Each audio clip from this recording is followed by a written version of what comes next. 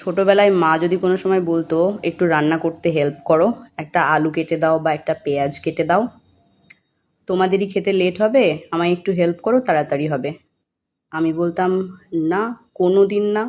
আমি আগুনের কাছে গেলে কালো হয়ে যাব, পেঁয়াজ কাটলে আমার হাত কালো হয়ে যাবে। কত এক্সকিউজ ছিল। আসসালামু আলাইকুম, গুড আফটারনুন, সবাই কেমন আছো? আজ আমি তোমাদের সাথে গল্প করতে এলাম। এখন সকাল হলেই কি রান্না হবে সেই নিয়ে ভাবতে হয়, বাজারে গিয়ে যা খাবো সেটা কিনে আনতে হয়, আবার রান্নাও নিজে নিজেই করতে হয়। সেই মেয়ে আমি, রান্নার কিছুই জানতাম না। আর আজ রান্না করাটা কাজ বলে মনেই হয় না। সারাদিন বললেও আমি রান্না করে দেব, কিন্তু এখনও একটা ব্যাড হ্যাবিট আছে যেটা চেঞ্জ হয়নি, সেটা হলো বাড়ির অন্য কাজগুলো করতে আমার একদম ভালো লাগে না। তার মানে এই নয় যে আমি সেগুলো করি না, করতেই তো হয়, কি আর করব, উপায় নেই না। আজ দুপুরের জন্য আমি আম ডাল, উচ্ছে, আলু, বরবটি একসাথে ভাজা করব, আর আমের পাতলা ঝোল করব, যেটা আমার অনেক ভালো লাগে। আমের গাঢ় চাটনির সাথে, চাটনির থেকে আমার পাতলা ঝোল খুব পছন্দ। ভাতটা হয়ে গেছে, বাকি রান্নাগুলো একটু একটু করে করে নেব আমি তোমাদের সাথে গল্প করতে করতে। আজকের মেনুতে খুব সিম্পল রান্না বান্না আছে, বেশি কিছু রান্না করব না। ভেজ রান্না হবে, আর কালকের মাছ মাংস বেঁচে গেছে সেগুলো আছে, সেগুলো শেষ করতে হবে বলে এইগুলোই শুধুমাত্র আজকে আমার রান্নার।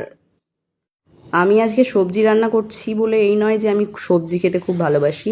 হ্যাঁ, আমি সবজি খেতে ভালোবাসি, কিন্তু খাওয়ার সাথে আমার মাছ মাংস ননভেজের কোনো একটা আইটেম তো থাকতেই হবে।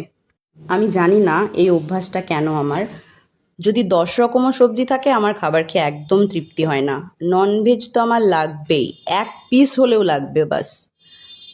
আমার জীবনে অনেক কম দিন আছে, আমি তো ভুলেই গেছি, আমার মনেও পড়ে না যে আমি কবে পুরো দিন আমি শুধু ভেজ খেয়ে আছি।